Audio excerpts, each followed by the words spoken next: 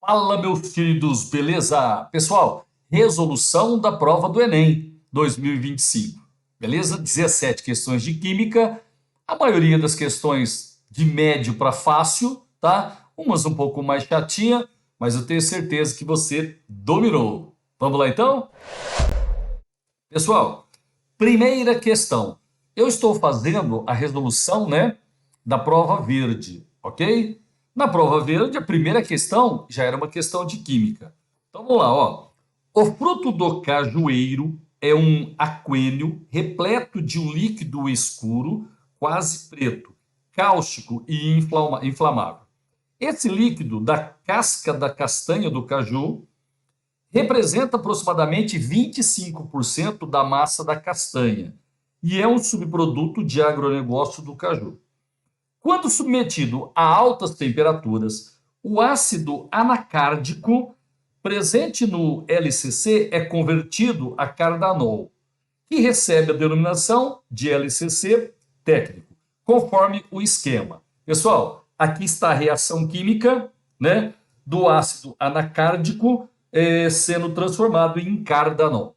Aí ele fala assim, ó, o LCC técnico é produzido por meio de uma reação orgânica do tipo, queridos, como chama a reação que elimina hidrogênio? Desidrogenação. Como chama a reação que elimina água? Desidratação.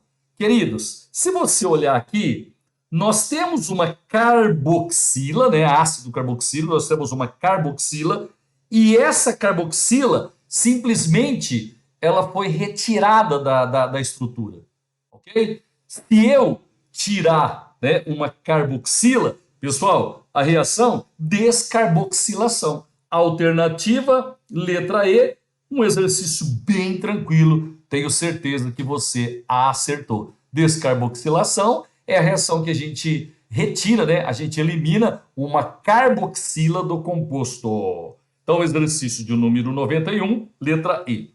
Pessoal, agora exercício número 92, meia-vida, radioatividade. A química nuclear é uma importante ferramenta na produção de substâncias utilizadas na área da saúde humana. A radiação emitida pelo cobalto 60 é utilizada na medicina como ferramenta de diagnóstico e no tratamento do câncer. No entanto, esse radioisótopo tem um tempo de armazenamento limitado, pois seu tempo de meia-vida é de 5,3 anos. Lembra, né? Meia-vida é o tempo decorrido para que metade da massa do elemento radioativo se desintegre. Considere um frasco com uma amostra contendo 2 miligramas de cobalto 60, armazenado durante 26,5 anos. Ele quer saber a massa de cobalto 60 em miligramas que restará ao final desse tempo. Pessoal, tem duas alternativas para resolver isso daí. Uma delas é aplicar aquela formulinha. A massa final é a massa inicial dividido por 2 elevado a x. Esse x é o número de meias-vidas que se passaram, né? No caso do exercício aí. Tá legal? Então você pode fazer uso dessa fórmula aí. Só que é o seguinte, ó. Para não ficar mais uma formulinha para decorar, a gente orienta o aluno a cada meia-vida caindo pela metade a massa, tá? Até chegar no valor que o exercício está pedindo. Como é que ficaria? Aí não tem fórmula para decorar? Ficaria assim, ó. 2 miligramas. Essa daqui é a massa inicial da amostra, 2 miligramas. Pessoal, a cada meia-vida que passa, a massa cai pela metade. Então, depois de 5,3 anos, a massa vai cair pela metade. Vai sobrar 1 miligrama. Você vai fazendo isso daí até dar o tempo do exercício, no caso, 26,5 anos. Só para dar uma lembradinha, ó, o tempo decorrido é igual, pessoal, a meia-vida vezes o número de meias-vidas, certo? Esse x aqui, ó, é o número de meias-vidas. Só para você não se perder, né? Eu tenho certeza que você vai contar direitinho. Mas se você quiser usar essa formulinha aqui para saber quantas meias-vidas se passaram. Qual foi o tempo decorrido? 26,5 anos. Qual é o tempo de meia-vida? 5,3 anos. Então dá para calcular o número de meias-vidas. Pessoal, o número de meias-vidas, 26,5 dividido por 5,3, então são 5 meias-vidas que se passaram. Não precisa fazer isso não, viu? Mas se você fizer, de repente fica mais fácil para você não se bananar. Então, ó, passou uma meia-vida, caiu para 1 miligrama. Pessoal, mais uma meia-vida, 5,3 anos, vai cair pela metade, meio miligrama. Portanto, já se passaram 10,6 anos. Aí vai passar mais 5,3 anos.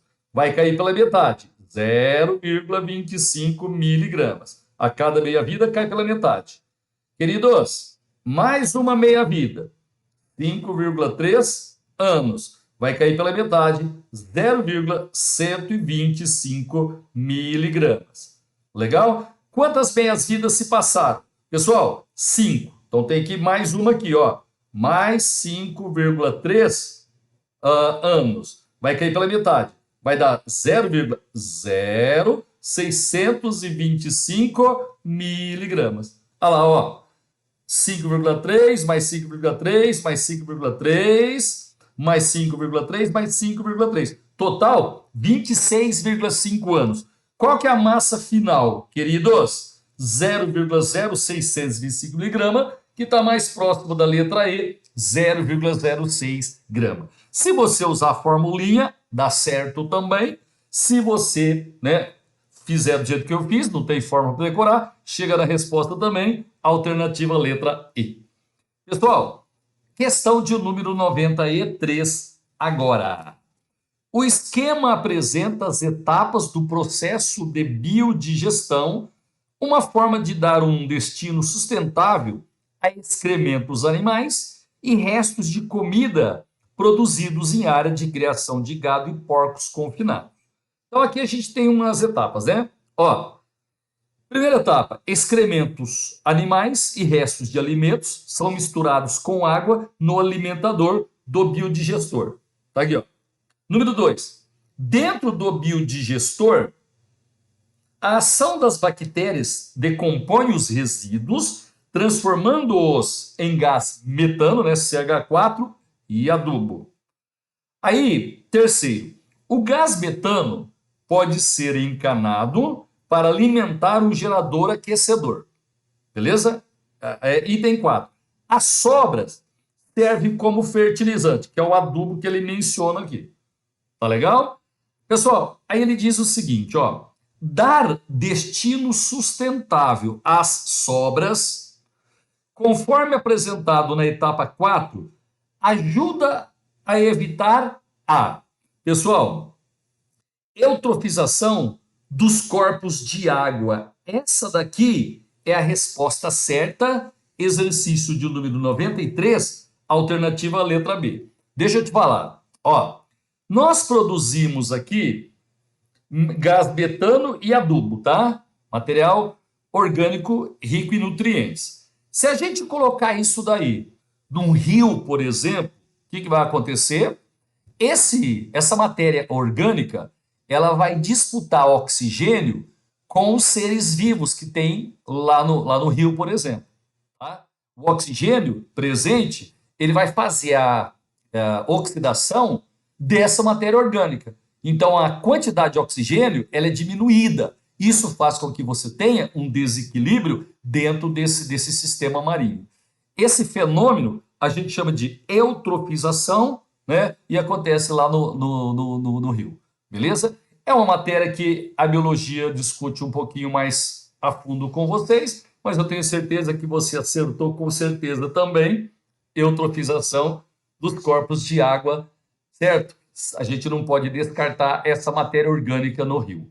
Agora, de número 97, eu estou fazendo a prova verde, tá? A filtração em carvão é das mais antigas formas de purificação de água. O carvão ativado, diferentemente do carvão comum, é útil para ser empregado na remoção de material orgânico, cloro e outros contaminantes. Essa capacidade decorre de suas propriedades de adsorção. Meus queridos, aqui você tem o carvão ativado. O que acontece? As moléculas orgânicas, por exemplo, o benzeno, que é um poluente bravo, né? O benzeno, ele pode aderir à superfície desse carvão ativado. Se você tiver, por exemplo, gás cloro, também outro poluente severo, esse gás cloro aqui também pode grudar na superfície do carvão ativado. Quando o gás ele gruda na superfície, a gente diz que ele aderiu. Aí a gente diz que houve uma adsorção. A adsorção é quando o gás cola na superfície, né? No caso do carvão ativado.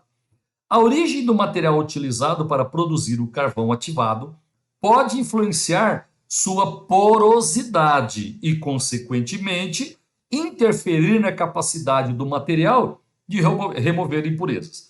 Na figura é ilustrada esquematicamente a diferença entre as estruturas físicas do carvão comum, está aqui em cima, à esquerda, e do carvão ativado, aqui à direita. Meus queridos, se você observar, no carvão ativado, nós temos essas entranhas aqui, ó, essas porosidades. O que vai acontecer?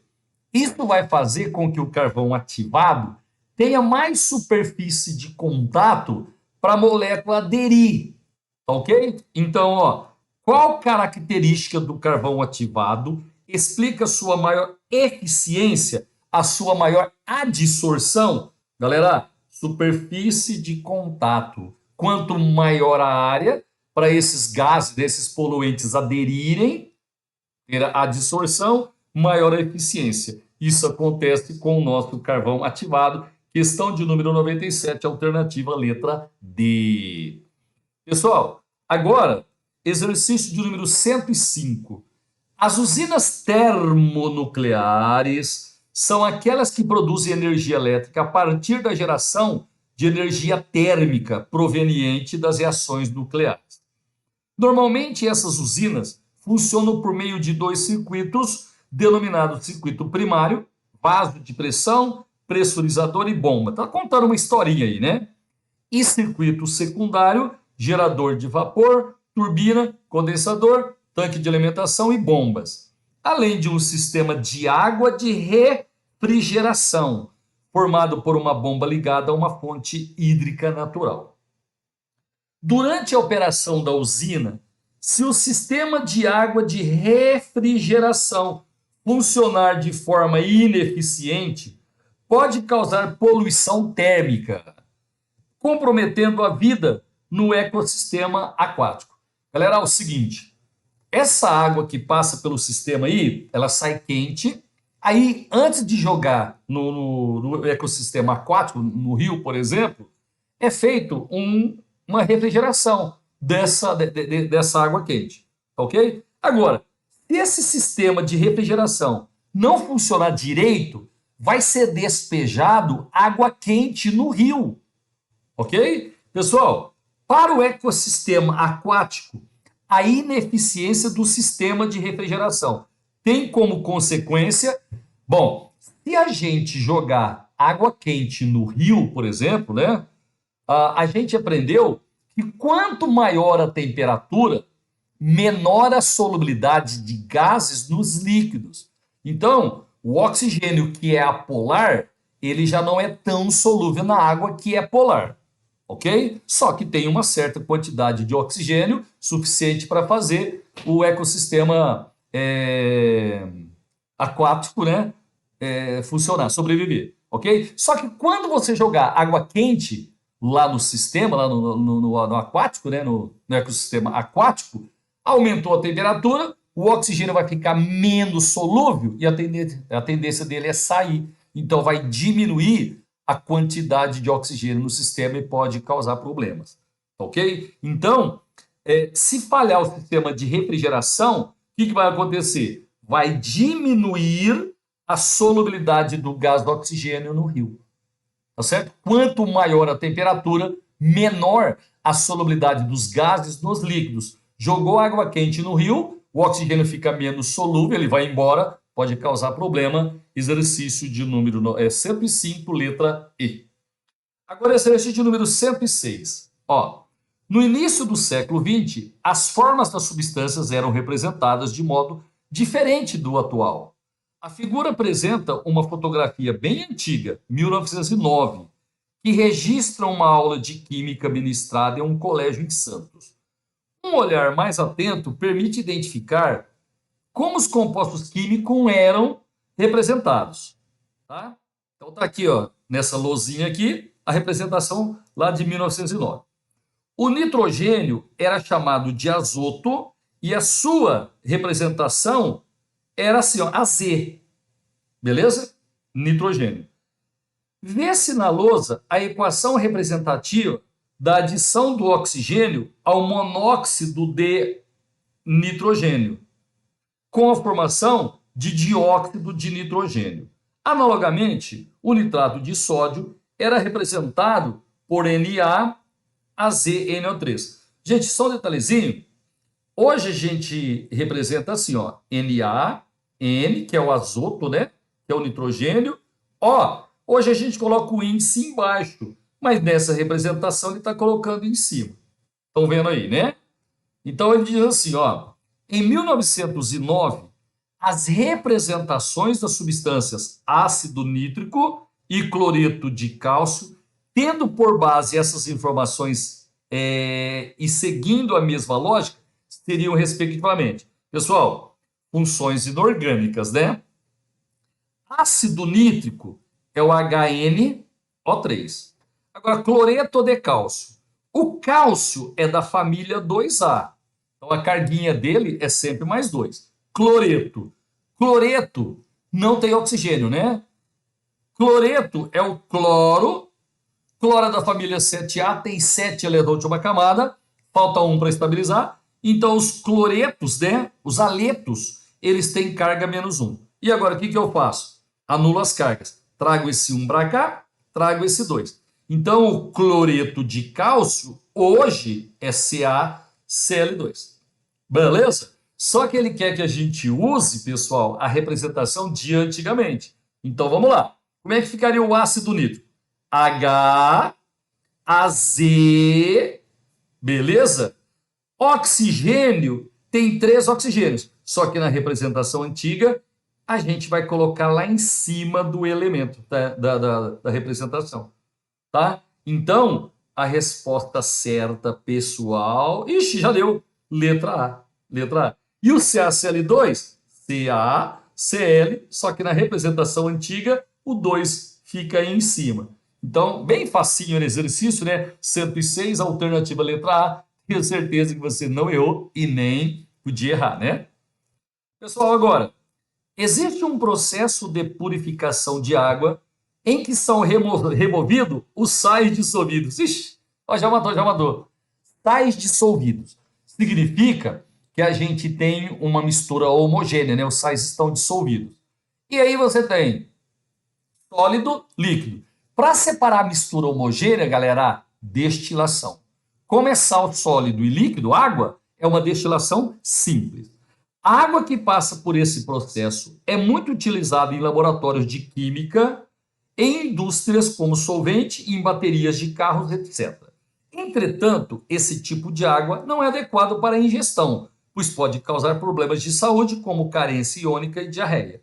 Essa água é chamada de, galera, água destilada. Para tirar os sais dissolvidos da água, destilação simples, né, você vai produzir água destilada. Só para dar uma lembradinha. Água dura, queridos, é a água que tem principalmente cátions da família 2A dissolvidos, principalmente magnésio e cálcio. Água pesada é a água com deutério. Deutério é um isótopo de hidrogênio, né? Isótopo de massa 2. Água pesada é a água, H2O, só que o hidrogênio nesse caso é o deutério. Água sanitária é o NaClO, o hipoclorito de sódio, principalmente, dissolvido em água. E água oxigenada, meus queridos, água oxigenada é o H2O2 em solução aquosa. E ele é resultado, meus queridos, quando a gente dissolve, né, o peróxido de hidrogênio em água. Tá? Ó, se você pegar o peróxido de hidrogênio e juntar com água, aqui ele é líquido, ele vai virar aquoso, aí vai virar água oxigenada. Tá? A água oxigenada é o H2O2. Então, nesse exercício 108, a resposta certa deste água destilada. Agora ele fala assim, ó, 112. A quantidade de CO2 da atmosfera da Terra aumentou em 50%. Gente, aqui eu estou lendo porque eu não tenho muito compromisso com o tempo, né? Mas na prova, de repente você vai lá no comando da questão, né, para ir um pouco mais rápido. Mas aqui a gente vai ler rapidinho.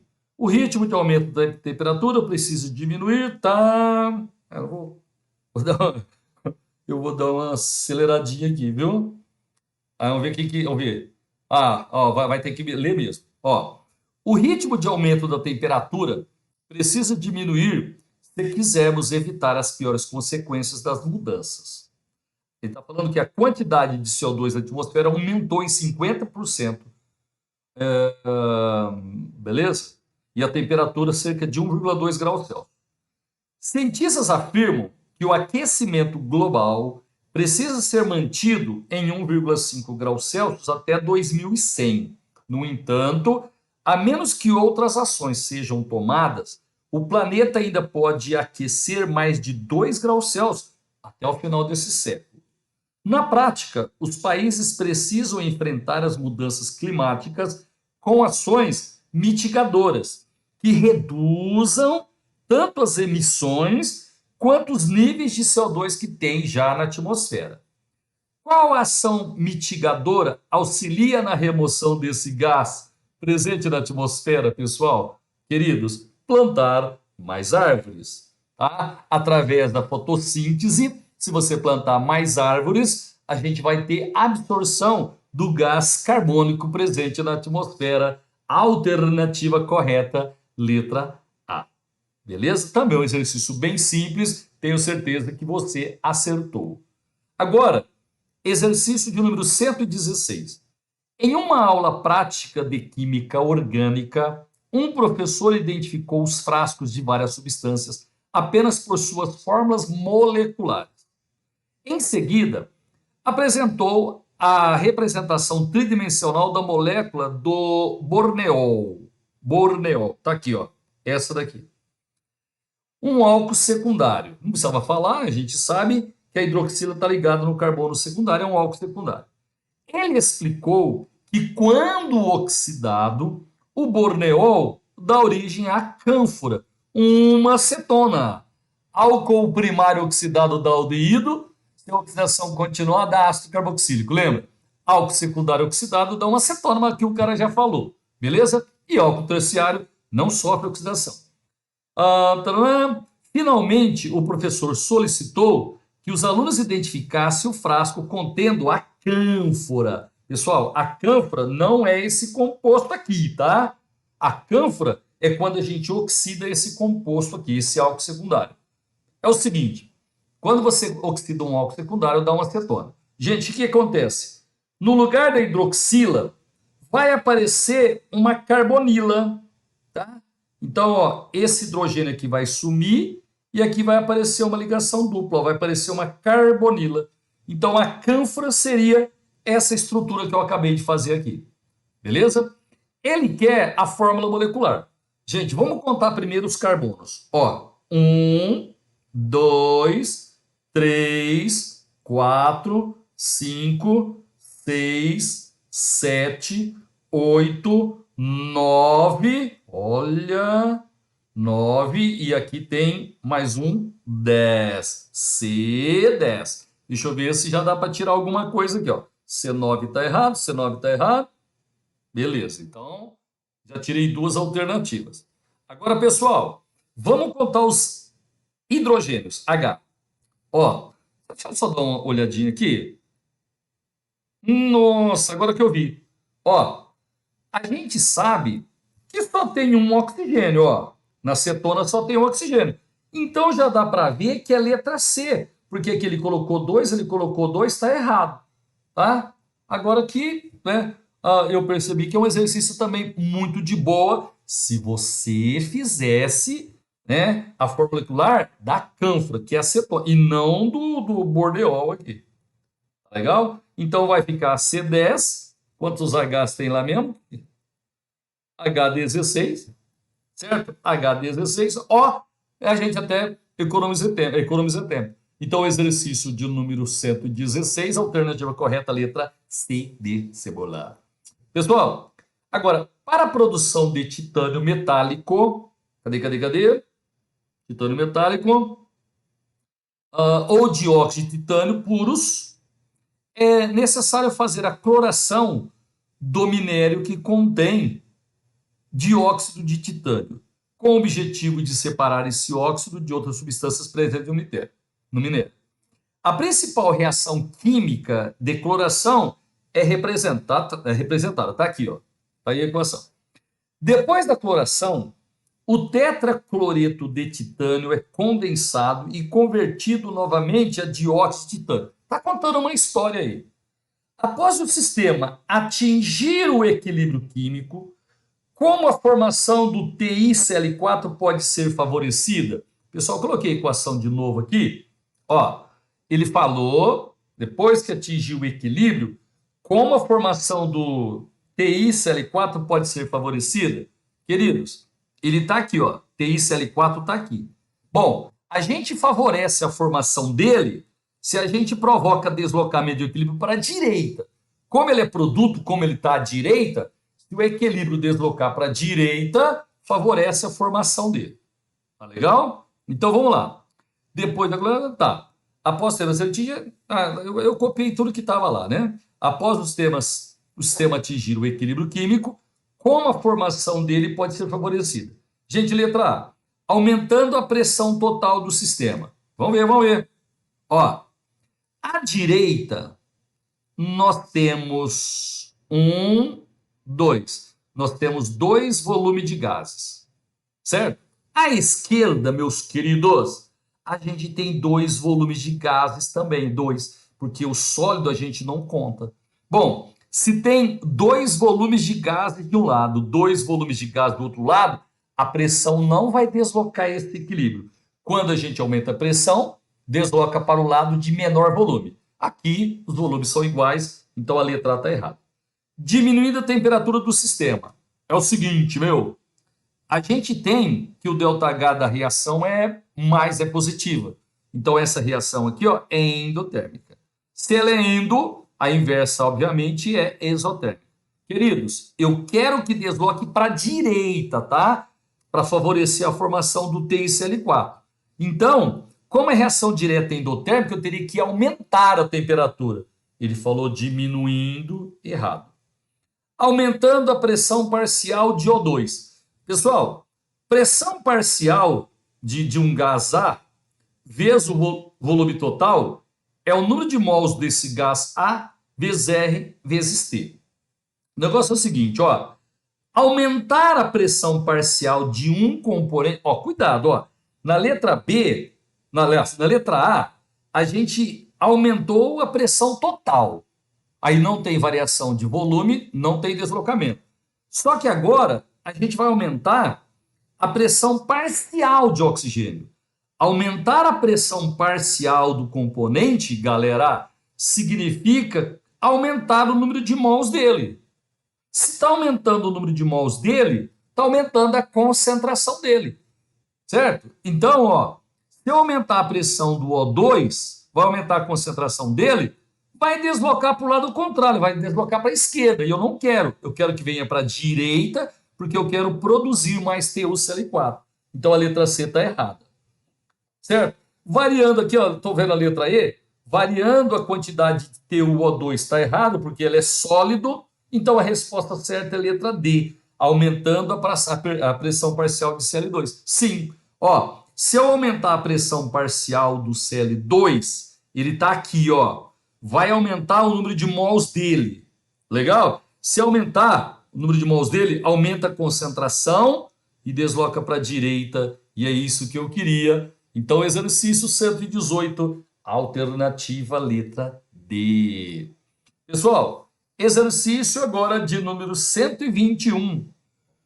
Nos processos de transformação e reciclagem de recursos naturais, as velocidades das reações químicas são estudadas pela cinética química.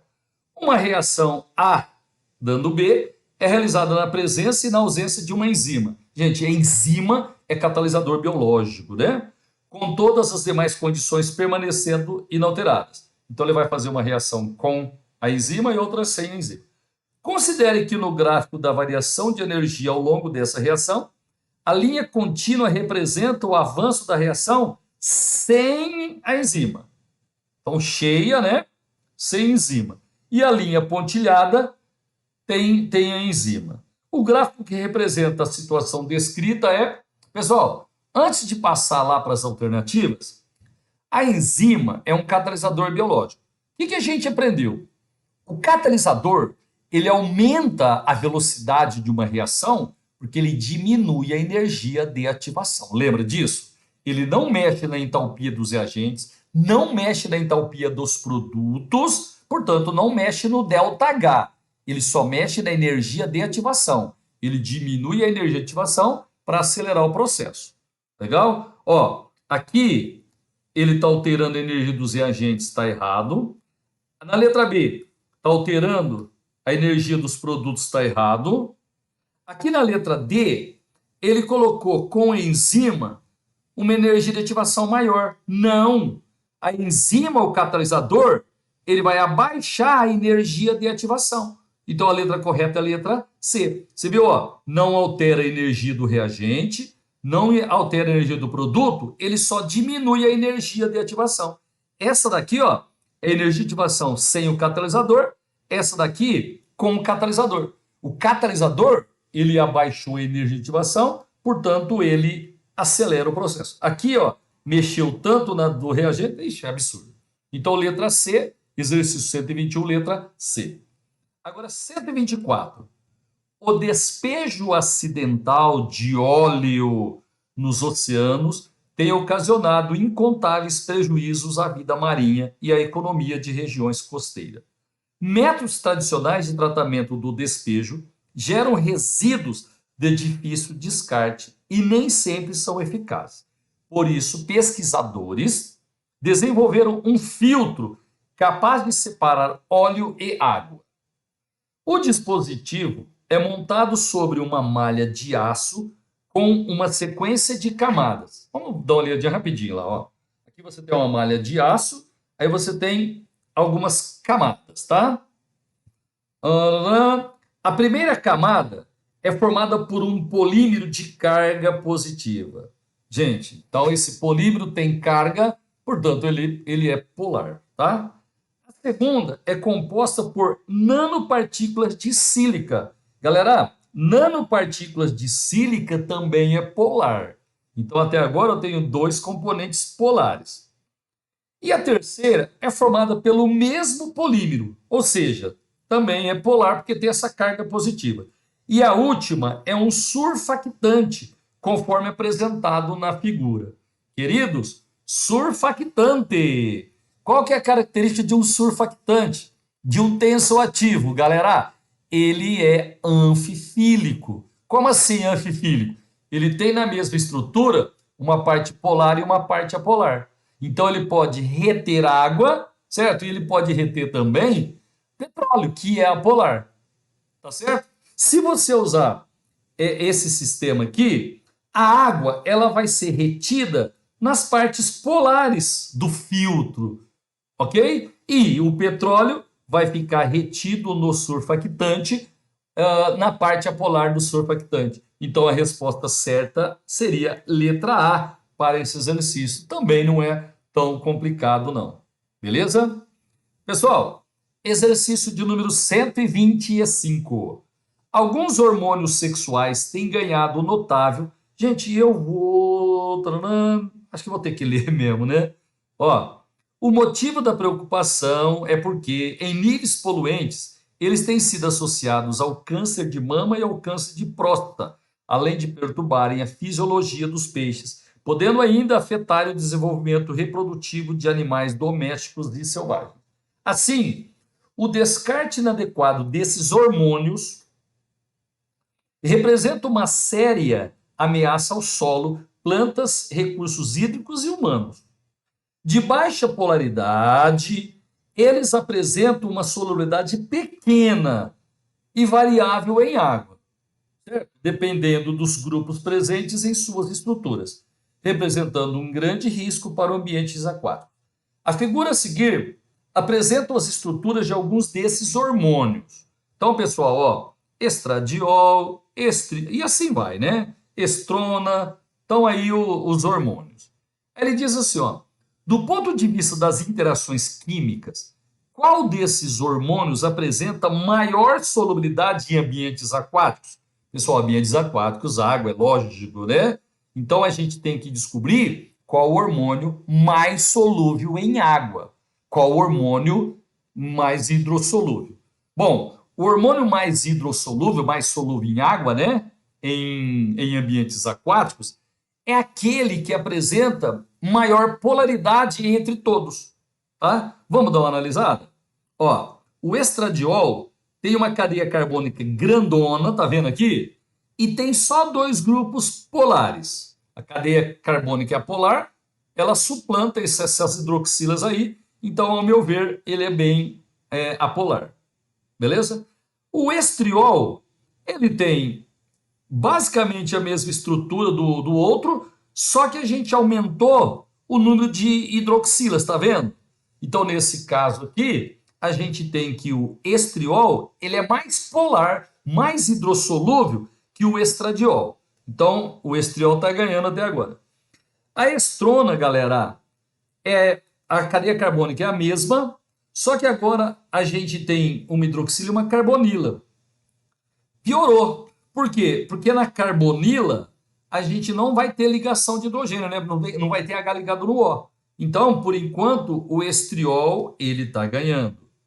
Esse daqui, ele continua só com duas partes polares e aumentou a cadeia carbônica polar dele. Então, ele está perdendo para o estriol. E esse último aqui, a gente tem aqui uma cetona, tá?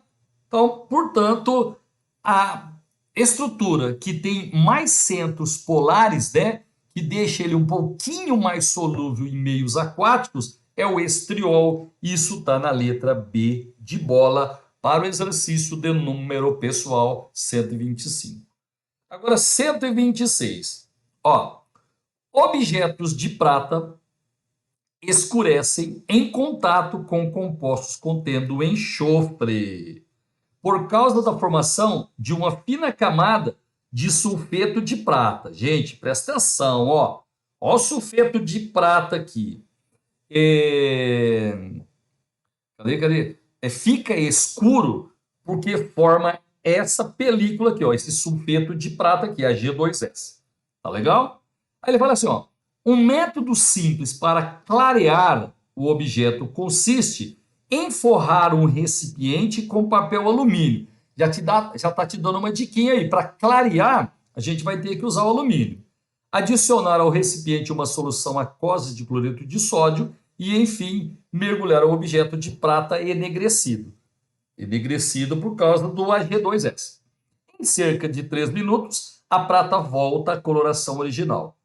As seguintes semi-reações e os respectivos potenciais padrão de redução são úteis para a compreensão dos fenômenos ocorridos. Então está aqui, né, os potenciais de redução, e eu repeti ele aqui embaixo, para não precisar ficar trocando a página.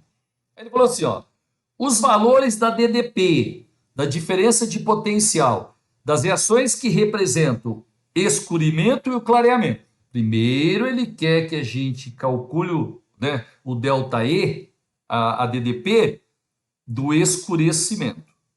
Escurecimento. Galera, seguinte, quem faz com que a prata escureça é a presença do Ag2S, tá? Então, no escurecimento, ocorre formação de sulfeto de prata.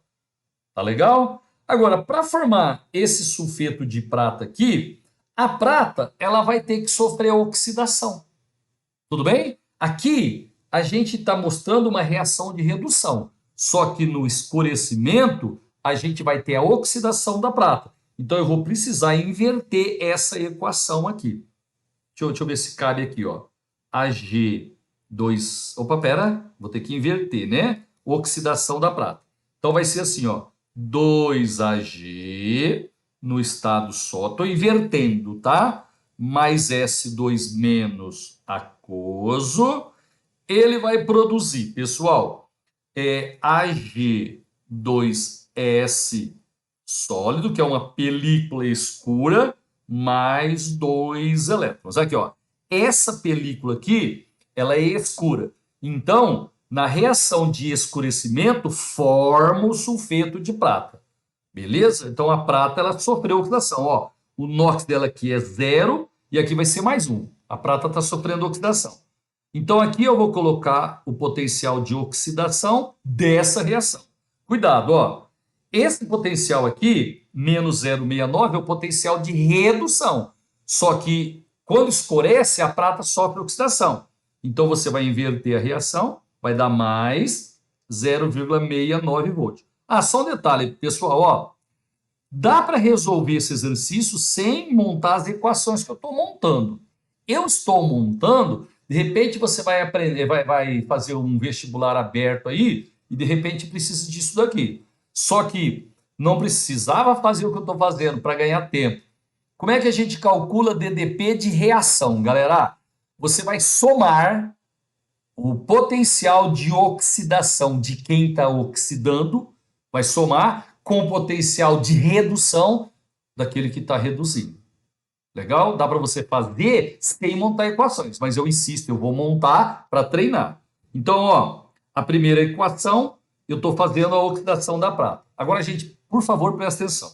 Ó, se a prata vai sofrer oxidação para produzir a película escura, alguém vai ter que sofrer redução. Tudo bem? Só que para sofrer redução, esse alguém tem que ter potencial de redução maior que a prata. Se ele vai sofrer oxidação, se ele vai sofrer redução, né, para oxidar a prata, esse ente, ele precisa ter potencial de redução maior que a prata. E isso acontece com a segunda equação. Ó, o oxigênio molecular, na presença de H+, ele tem um potencial de redução maior que a prata.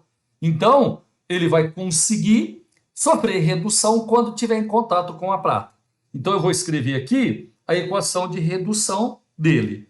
O2 gasoso, lembrando que dá para fazer sem montar a equação, mas a gente quer treinar. H+ aquoso, mais 4 elétrons, certo? Vai produzir 2H, 2O líquido. Pessoal, esse daqui a gente vai colocar o potencial de redução, porque é a reação de redução. Tá certo? Potencial de redução, ele deu aqui mais 1,23 volts. Certo? Então, só para lembrar, quando você vai calcular DDP de reação química, não é de pilha não, tá? DDP de reação química. Você tem que fazer o potencial de oxidação de quem está oxidando, mais o potencial de redução de quem está reduzindo.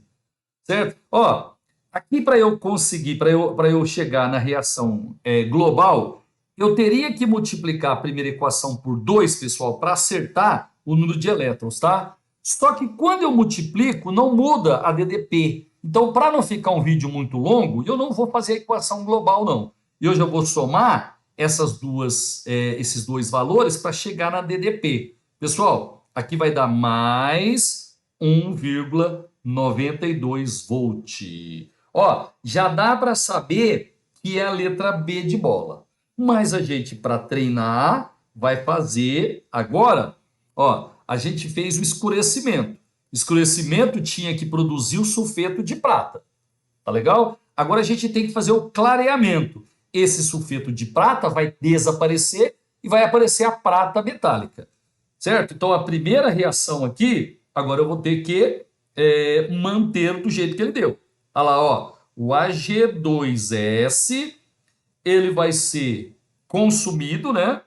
Ele vai sofrer redução e vai virar, aí ó, vai produzir prata metálica. Então, essa coloração escura vai desaparecer, mais S2 menos. Tá legal? Agora é o seguinte, ó. Aqui, a prata tem inox mais 1 e está indo para zero. A prata aqui, ó, do Ag2, está sofrendo redução. Legal? Agora eu preciso usar alguma coisa para sofrer oxidação. Galera, para sofrer oxidação, ele já deu até dica lá no texto, eu vou voltar lá, ó, que usa papel de alumínio, tá? Mas a gente sabe que o alumínio, ele vai ter potencial de oxidação maior que da prata. Então o alumínio consegue reduzir os cátions de prata. Então aqui a gente vai escrever a reação de oxidação do alumínio. Esse alumínio aqui está lá, aquele papel de alumínio. Oxidação vai dar Al3+, mais 3 elétrons. Ó, na equação de cima é redução mesmo. Então aqui eu vou colocar o potencial de redução que ele deu, menos 0,69 volt. E o alumínio, ele está sofrendo oxidação. Então eu vou colocar o potencial de oxidação, inverte, né? Porque aqui está de redução, inverte, mais 1,68 volt. Ó, de novo, galera, não pode somar do jeito que está aqui, tá? Tem que acertar os elétrons. Aí eu teria que multiplicar essa equação por 3 e essa daqui por 2. Só que eu não vou fazer isso por causa do tempo. E quando a gente multiplica a equação, não mexe na DDP. Beleza? Então aqui eu vou simplesmente somar, porque o exercício só quer a DDP. Se ele quisesse a equação global, teria que acertar os elétrons. Fazendo essa continha aqui, vai dar mais 0,99 volt. Então a resposta certa realmente é a letra B. Lembrando que as duas DDP são positivas, né? Então as duas reações são espontâneas. Agora, exercício de número 127. Apaixonada por culinária e química, uma chefe de cozinha calculou que para promover o crescimento adequado da massa durante o cozimento de um bolo a 180 graus Celsius, né? 453 kelvins e 1 atm, ela precisaria utilizar uma quantidade de fermento químico suficiente para produzir um volume de gás igual a 4 litros. Opa! Temos que produzir 4 litros de gás para fazer esse bolo crescer. Com esse objetivo, ela escolheu utilizar o bicarbonato de amônio, tá aqui, ó, um composto que, sob aquecimento, degrada-se em 3 gases distintos, amônia, gás carbônico e vapor d'água. Tá vendo aí, né? Que são os responsáveis pelo crescimento da massa. A decomposição do bicarbonato de amônio ocorre conforme a reação química mostrada aí, nas condições, e o rendimento é 80%, tá? O rendimento desse exercício, desse processo, 80%. Aqui eu repeti a equação, ele fala assim, ó, considere que a mistura dos gases se comporta como o gás ideal, nas condições de cozimento. Pessoal, ele quer a massa em gramas de bicarbonato, aqui ó, ele quer a massa de bicarbonato que ela deve utilizar, é mais próxima de, bom, não sei se você está com a memória boa, ela fala que precisa produzir 4 litros de gás. Meus queridos, eu tenho a pressão do gás, eu tenho a temperatura e tenho o volume. Então dá para eu calcular o número de mols de gases que eu preciso ter para produzir esses 4 litros aí. Tá certo? Então eu vou ter que usar equação de Clapeyron. PV é igual a nRT. Aquela da véia, lembra, né? A pressão é 1.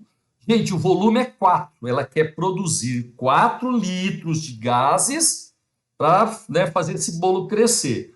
O número de mols eu estou procurando 0,082 e a temperatura 453 kelvins. 450. Gente, a continha é meio chata, né? Ó, você vai passar esse 0,082 e o 4 dividindo. Eu já fiz essa conta aqui para ir mais rápido. Deixa eu ver onde que está aqui, ó. 127, beleza? Peraí. Tadadã. Pessoal, olha só, dá 0,107 mols. Ok? Ou seja, nessas condições aqui, para produzir 4 litros, né? Ela tem que usar, ela tem que formar, produzir 0,107 mols de gases. Agora é o seguinte, ele quer a massa do bicarbonato de amônio para produzir esse gás aí. A gente já sabe que esse aqui é o número de mols de gás que vai ter que ser produzido. Galera, cálculo estequiométrico. A proporção aqui é de 1 para 1 para 1 para 1. A equação já está balanceada. A primeira proporção eu coloco em mol. Então vamos lá, ó. Ah, só um detalhezinho. Ele falou que o rendimento é 80%. Lembra? Quando a gente tem um rendimento diferente de 100%, primeiramente a gente supõe que ele seja 100%. E no final a gente vai mexer com esses 80% aí. Então, ó, supondo rendimento igual a 100%. Eu vou fazer o cálculo como se o rendimento fosse 100%. Queridos, qual que é a proporção em mols aí das substâncias envolvidas? Ó, 1 mol do bicarbonato de amônio, pessoal, ele vai produzir, ó, 1 mol de amônia, 1 mol de gás carbônico e 1 mol de vapor d'água. Então, cada mol do bicarbonato produz 3 mols de gases. Você concorda, né? Bem de boa. Agora, como ele quer a massa do bicarbonato, eu vou passar esse mol para a massa. Só que ele já deu aqui, ó, a massa molar. Massa molar é a massa de 1 mol em gramas. Então, no lugar de 1 mol de bicarbonato de amônio, eu vou colocar a massa correspondente, 79 gramas. Aqui, eu vou deixar mol mesmo, tá? Porque eu já sei o número de mols de gases produzido. Então, eu vou trabalhar com os gases, eu vou trabalhar com mol mesmo. Beleza? Só que a gente tem que produzir 0,107 mol, através da equação de Clapeyron. Então, eu vou ter que usar uma massa aqui, ó, X do bicarbonato. Beleza, gente? Esse X aqui, ele é 79 vezes 0,107 dividido por 3. Eu já fiz essa continha, 2,83 gramas de bicarbonato, tá? Só que é o seguinte, isso se o rendimento fosse 100%, só que ele fala no exercício que o rendimento é 80%. Galera, se o rendimento é menor que 100%, presta atenção, se o exercício tem um rendimento menor que 100%, significa que vai ter perdas. Significa, galera, que você vai ter que usar mais reagentes que o normal para você chegar na mesma quantidade de produto. Tá? O rendimento vai diminuir, só que eu vou precisar de mais reagente. Então, a resposta tem que ser mais que 2,83. Então, ó, já pode tirar essa letra A aqui. Beleza? Vamos calcular direitinho para ver a resposta certa. Eu vou fazer o seguinte, ó, vou colocar aqui rendimento, vou colocar aqui a massa do bicarbonato de amônio. Beleza? Bom, para o rendimento de 100%, a gente necessitaria de 2,83 gramas do bicarbonato, tá? Só que o rendimento é 80%. Queridos, a resposta, eu vou chamar a massa aqui necessária, vou chamar de M. Agora, por favor, preste atenção. Se eu estivesse calculando uma quantidade dos produtos, menor rendimento significa que vai produzir menos produto. Aí você vai fazer, você faria aqui uma regra de 3 direta, multiplica cruzado. Só que a gente está calculando uma massa do reagente. e o rendimento é menor que 80%. Então você vai precisar de mais reagente para produzir a mesma quantidade de produto. Ou seja, o rendimento vai diminuir e a massa ela vai aumentar. Tá? Então não é uma regra de 3 direto. Ao invés de multiplicar cruzado, M vezes 80, ó, multiplica aqui na horizontal, é igual a 100 vezes 2,83. Aí você vai passar esse 80 dividindo, vai dar 100 vezes 2,83 dividido por 80. Gente, eu já fiz essa conta aqui. A massa, ela dá 3,54 gramas. A resposta certa está na letra B. Qual exercício é esse? 127, alternativa letra B de bola. Pessoal, agora exercício de número 130. A dimetilamina, galera, dimetilamina. Aí, ó, essa daqui é dimetilamina, uma amina secundária, tá? É uma substância de elevada toxidez que entra em ebulição a 7 graus Celsius. Beleza? Na madrugada de um dia frio, essa substância se espalhou por uma rodovia após um acidente de trânsito envolvendo um caminhão que transportava esse produto. Para minimizar a agressão ao meio ambiente, bem como evitar a evaporação da trimetilamina com elevação da temperatura ao longo do dia, um químico considerou o uso de algumas substâncias ou misturas, como água, vinagre, óleo de soja, sal de cozinha e bicarbonato de sódio. Dentre as opções apresentadas, o tratamento correto para amenizar esse problema.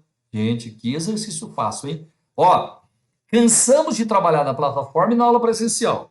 O nitrogênio, ele está na família 5A. Então tem um elétron aqui compartilhando, um elétron aqui, um elétron aqui. Aí sobra um par de elétrons não ligantes no nitrogênio. Pessoal, quando sobra um par de elétrons, né, não ligantes, a gente tem que a substância tem caráter básico. Então as aminas, elas têm caráter básico. Legal? A amina é conhecida como base orgânica. Queridos, para você neutralizar alguma coisa com caráter básico, você vai ter que usar alguma coisa com caráter ácido. Resposta certa, letra B. Trabalhamos isso exaustivamente, eu tenho certeza que você acertou. Só um detalhezinho, vai reagir com vinagre, vai sair o H+ do vinagre, e ele vem aqui, ó, pegar esse par de elétrons através de uma ligação dativa. Então a gente vai formar íons, pessoal, vai formar uma substância iônica, e as substâncias iônicas, elas são menos voláteis. Então, não vai ter mais o problema de volatilidade, né, da substância. Tá? Então tá aí, 130, alternativa, letra B de bola. Agora, acho que é o último esse, né? Deixa eu ver. Isso, é o último. Ó, 134. O Brasil é o maior produtor mundial de nióbio. Deu a massa molar aqui dele 93. Metal utilizado na fabricação de vários tipos de aço. Automotivos, estruturais e inoxidáveis. O processo utilizado na produção do nióbio é a redução de Nb2O5 com excesso de 10% de alumínio em relação à quantidade estequiométrica da reação. Então, gente, ó, o processo utilizado, ele usa 10% a mais de alumínio em relação ao que a gente calcular usando os coeficientes estequiométricos aqui. Uma engenheira metalúrgica estimou a massa de alumínio, é a massa de alumínio que eu tenho que calcular, necessária para produzir 9,3 quilos de nióbio. 9,3 quilos de nióbio. Ele quer a massa... beleza? Então vamos lá, pessoal. Ó, e falou que o rendimento é 100%. Deixa eu ver se eu repeti a equação aqui. Repeti. Então, ó, ele quer que a gente calcule a massa de alumínio e deu a massa de nióbio, né, necessária. Eu pus o texto aqui para ficar evitando de mudar a página. Pessoal, Qual é a proporção em mol entre as substâncias envolvidas? 10 do alumínio, olha lá, 10 mols de alumínio, beleza? Para 6 mols de nióbio. Ele quer saber a massa de alumínio, pessoal, em quilograma, estimada pela engenheira nesse processo aí, tá? Ele quer produzir 9,3 quilogramas de nióbio. Então veja só, ele deu massa de nióbio e ele está pedindo massa de alumínio. Então ele está trabalhando com massa. Então eu vou ter que pegar esses mols aqui e passar para massa. Como chama a massa de um mol? Massa molar. Então vamos lá. Ó, 10 mols. Qual que é a massa molar do alumínio? Olha lá, ó, 27. Então aqui eu vou passar para grama os 10 mols. O nióbio, ele tem uma massa molar 93. Também foi dado. Como são 6 mols, vai ser 6 vezes 93 gramas. Tá certo? Só que ele quer produzir 9,3 quilograma de nióbio. Aí a gente vai calcular vou chamar de X aqui, ó. Eu vou calcular a massa de X, né, para produzir isso daí. Então, vamos fazer uma regrinha de 3 aqui. Pode colocar quilograma embaixo de grama? Pessoal, pode, porque aqui só tem unidade de massa. Então, esse X aqui, ele vai ser 10 vezes 27 vezes 9,3 dividido por 6 dividido por 93. Aqui, ó, dá para fazer essa continha aqui, né? Vai sobrar 2,7. Gente, para ir mais rápido, eu já fiz a conta, só tenho que achar ela aqui.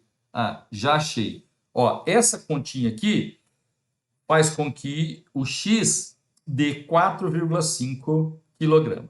Bom, é o seguinte, ó. Se você não tivesse prestando atenção direitinho lá nas leituras, você já iria aqui e marcaria a letra D, 4,5 kg. Gente, só que ele falou que no processo a gente tem que usar 10% em excesso de alumínio. Então, a massa de alumínio no processo vai ser esses 4,5 mais 10% desses 4,5, tá? Ou seja, ele teria que usar uma massa de alumínio aqui, pessoal, já fiz a continha, dá 4,95 quilogramas. Você entendeu? Porque tem que ser 10% a mais do que o que a gente descobre usando o cálculo estequiométrico. Então, a resposta certa está mais próximo de 5 e não, né, de 4,5. Tá legal? Pessoal, então, ó, essa daí é a resolução do Enem. Tenho certeza que você foi muito bem. Um abraço, até a próxima resolução. Até mais.